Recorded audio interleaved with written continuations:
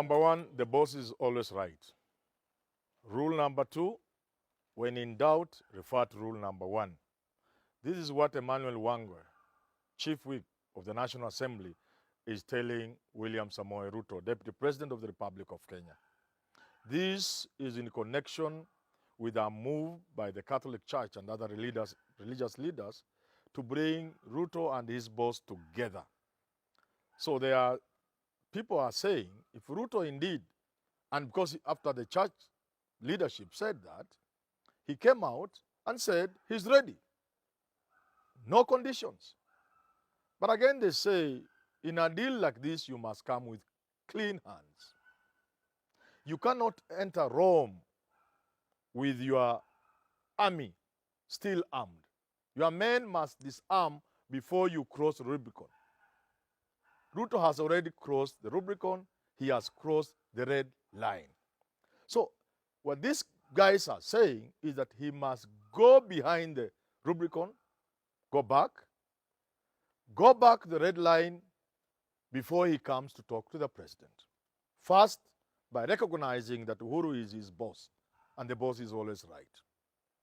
Number two, by showing seriousness in that enterprise of reconciliation and a handshake with the president, by doing certain things and avoiding doing certain things. For example, you cannot be meeting the president for reconciliation when you are still with the UDA. You are in Jubilee, you are the deputy president, but you have gone out openly, not just to form another political party, not just to campaign for it, not just to promote that political party called UDA, but to offer candidates in competition with the Jubilee, headed by the Uhuru Kenyatta, you are saying you are ready to reconcile with. That doesn't make sense. It doesn't make sense at all. People are also saying, look at Raila Odinga in 2017 and early 2018, before the handshake. Then look at the Raila during the handshake and after the handshake. Then you learn what people are saying. You cannot be spitting fire against the president, and on the other side of the mouth, you are saying you are ready for reconciliation. Normally, this is reconciliation 101, negotiation 101, dialogue 101. Whenever people, mediation 101 if you wish. In a mediation, those kind of words, one of them applies. There are certain things you cannot bring to the table. For example, let's say there's a dispute between Uhuru Kenyatta. Let's go back and say there's a dispute between Raila Odinga, as indeed there was, and Mwai Kibaki. You cannot progress under Kofi Annan in the negotiations, whatever word you are using, whether mediation, negotiation, whatever it is, until Raila recognizes that Kibaki is the president. That's the basic minimum. He cannot go to that meeting for reconciliation, whatever it is, before he recognizes that Kibaki is the president of the Republic of Kenya. The handshake of 2018, March 9th, could not happen before Raila recognizes indeed that Uhuru was the president of the Republic of Kenya. You could have your issues, but that's the basic minimum. You can't take certain things on a negotiation table. If you are in dispute with your employer, for example, trade dispute, you cannot enter into a bargaining argument, negotiation for bargaining agreement, before you recognize your employer. He's your employer. And if you have a recognized union with a recognition agreement, the employer must also recognize you. So there are certain basics. And that's why people like Kioni, Wambogo, Emmanuel Wangwe are saying there are certain minimums. And I would tend to agree with them. So one, what's your position on UDA?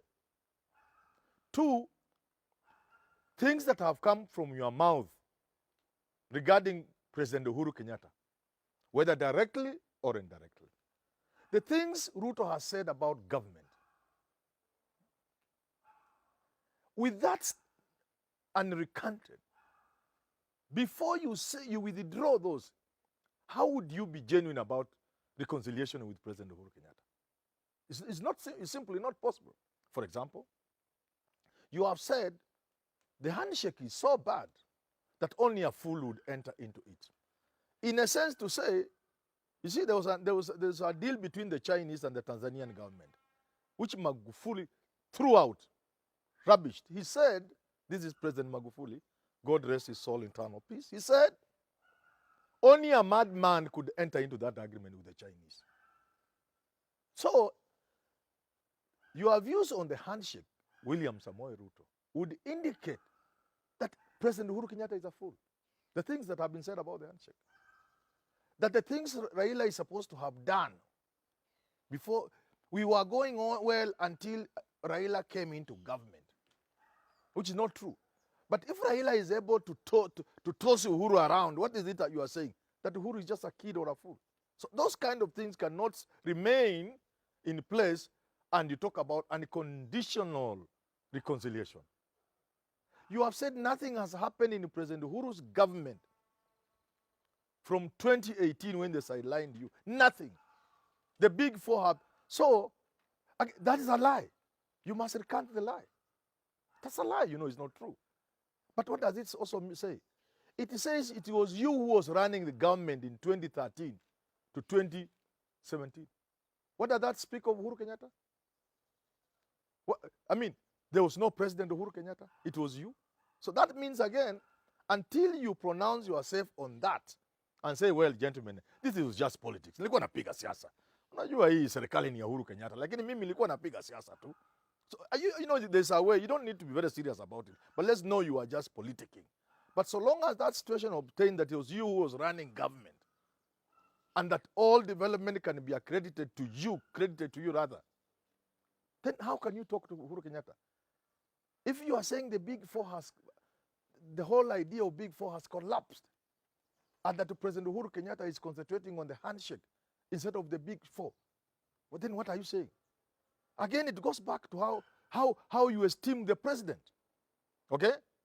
So, and even at the political level, the engagements at the political level, the kind of things that Ruto has said and his lieutenants and foot soldiers have said, again, before you pronounce yourself on those things, there is no way. Okay, so there's something else. There is what Uhuru again will need to do. Since he hasn't spoken, we are responding to that who has spoken. And that is William Samoei Ruto. He is ready. So we are questioning that readiness in light of some of the things, the Murkomens, the Sudis, and the Gachagwas, the Ishungwas, the kind of things I've been saying about President Uhuru and his government. The kind of campaigning they have been doing in President Uhuru's backyard. Because if a president comes from a certain place and you descend on that region, which is your right, of course, because you are a Kenyan, you can descend on that region, sell yourself. But you are doing so still in his government, and doing so in a manner not just that is an affront, confrontational, but actually not just even to demean him. You are doing it in a manner that is almost, you have written him off.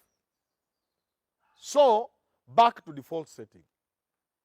If William Samoei Ruto is, when Uhuru pronounces himself on this, we will talk about it. But since Ruto has done, like I've said, we are telling him, you must go back to default setting, factory setting. You must go back to being the deputy president of the Republic of Kenya. And Uhuru, your boss, who is right. And when in doubt, refer to rule number 1, that is right. Go back to that default setting. Fold UDA. Suspend it. Say, I'm suspending issues of UDA. Okay? Stop the current meetings. Yes? Stop the Surugoi meetings. Okay? That will show seriousness. Recognize the handshake.